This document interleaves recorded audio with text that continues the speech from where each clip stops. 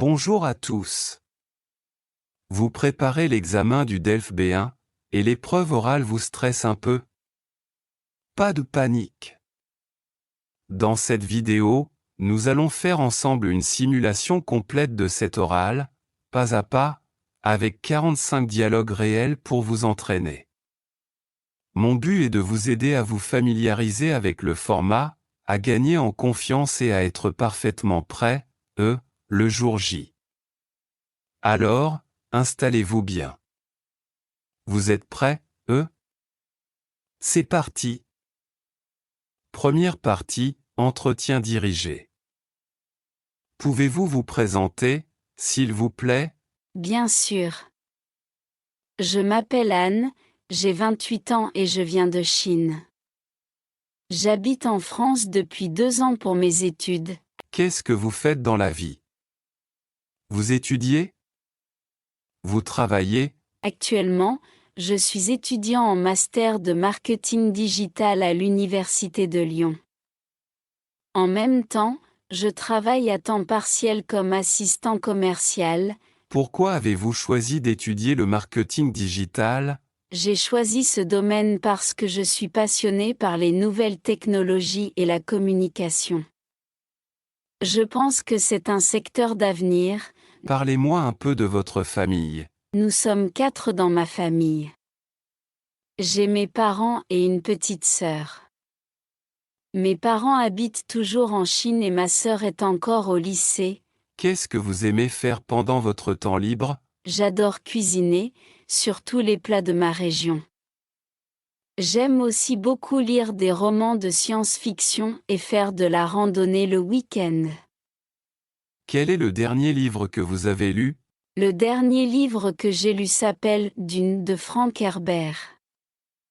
J'ai trouvé l'univers du livre absolument fascinant. Vous aimez le cinéma? Quel genre de film préférez-vous? Oui, j'aime beaucoup le cinéma, surtout les comédies et les films d'action. Le week-end dernier, j'ai vu Intouchable, c'était très drôle et émouvant. Comment décririez-vous votre journée typique? Je me lève à 7 heures, je vais à l'université, puis à mon travail. Je rentre vers 20 heures, je dîne, j'étudie un peu et je me couche vers 23 heures. Où habitez-vous en France? Décrivez un peu votre logement. J'habite dans un petit studio dans le centre-ville de Lyon. Ce n'est pas très grand, mais c'est bien situé et très pratique. Qu'est-ce qui vous plaît le plus dans la vie en France? Ce que j'apprécie le plus, c'est la richesse culturelle. J'aime visiter les musées, les châteaux, et découvrir la gastronomie. Et qu'est-ce qui est le plus difficile pour vous? Au début, c'était la langue. Maintenant, ce sont parfois les démarches administratives qui peuvent être un peu compliquées. Avez-vous déjà voyagé dans d'autres régions de France? Oui, j'ai visité la Provence et la Côte d'Azur. J'ai adoré les paysages.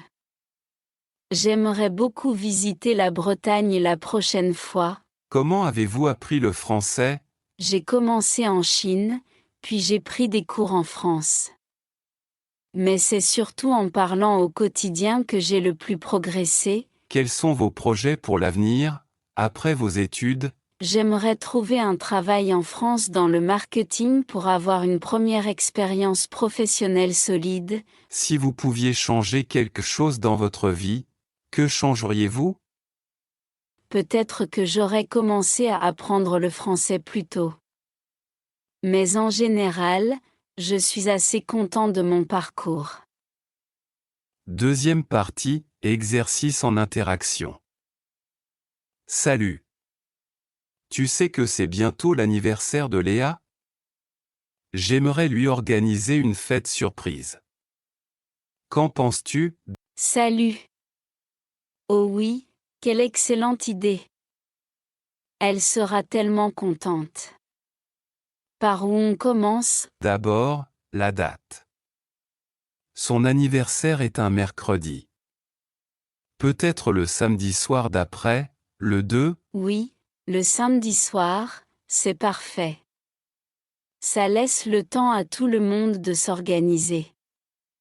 D'accord pour le samedi 2. Maintenant, le lieu. Chez moi, c'est un peu petit si on est nombreux. C'est vrai.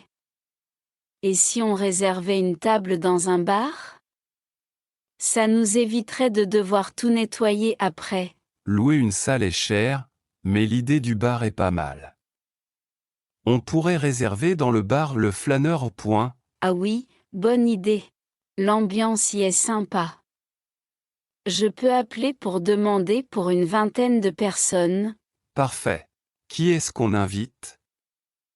Ses amis de l'université, bien sûr. Oui, et aussi ses collègues de travail les plus proches, comme Marc et Sophie.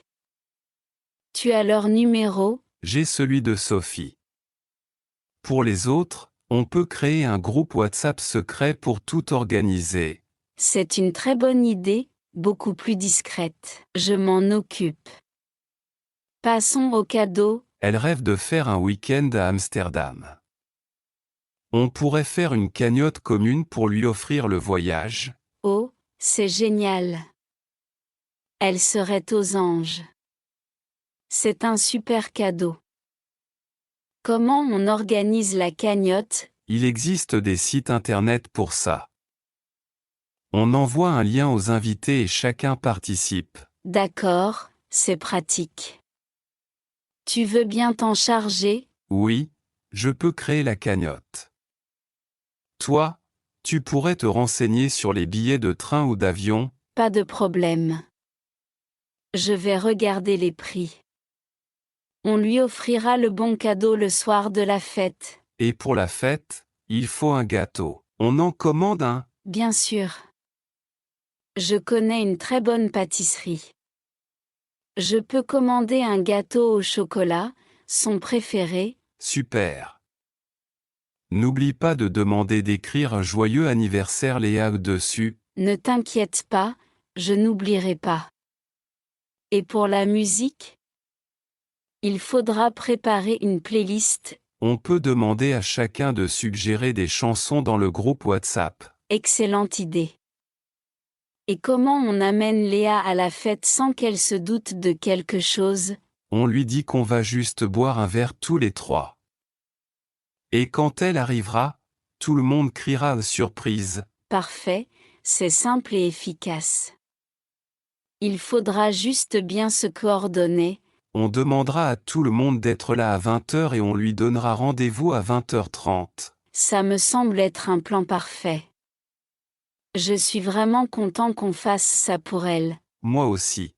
Bon, on récapitule, samedi 2 au bar Le Flâneur, j'appelle pour réserver l'espace, tu crées le groupe WhatsApp.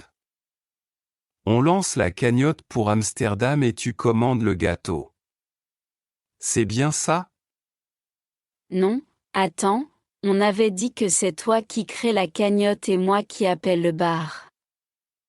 Mais sinon, pour le reste, c'est tout bon. Troisième partie, expression d'un point de vue. Merci. Pour la dernière partie, je vais vous demander de choisir un sujet parmi les deux que je vais vous proposer. Vous aurez un court instant pour préparer vos idées, puis vous présenterez votre opinion pendant environ 3 minutes. Ensuite, nous en discuterons. Sujet 1, pour ou contre le télétravail. Sujet 2, les voyages forment-ils la jeunesse? Je vais choisir le sujet numéro 1, sur le télétravail. Vous êtes prêts? Vous pouvez commencer. D'accord. J'ai donc choisi de parler du télétravail, une pratique qui est devenue très courante ces dernières années. À mon avis, le télétravail présente à la fois des avantages significatifs et des inconvénients qu'il ne faut pas ignorer. D'un côté, le principal avantage est sans doute la flexibilité.